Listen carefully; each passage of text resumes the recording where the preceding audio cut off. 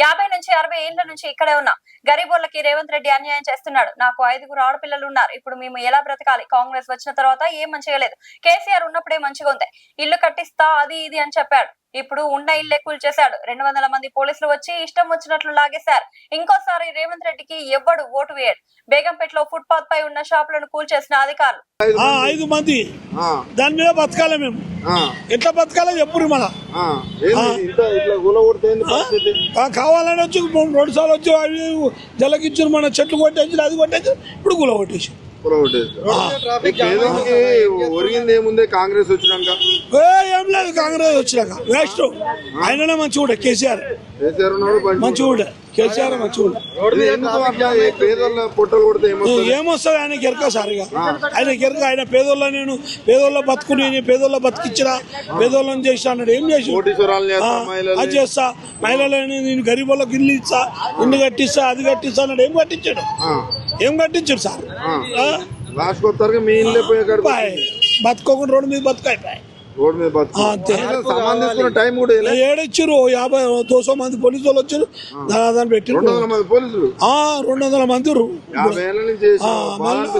మళ్ళా ఏడవమా పిల్లలు ఎట్లా బతారు మేము ఎట్లా బతాం? కాలు నొప్పులు షుగర్ బీపీ షుగర్ ఓడి పెడతారు. పింఛన్ లేకపోయి లవడ లేకపోయి ఏమి ఇస్తలేడు. ఆతలో వచ్చి చేస్తున్నాడు. ఎవరికి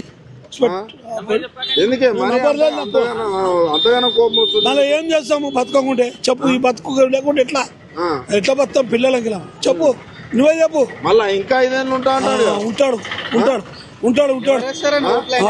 వదిలేస్తారు ఇప్పుడు ఓట్లు.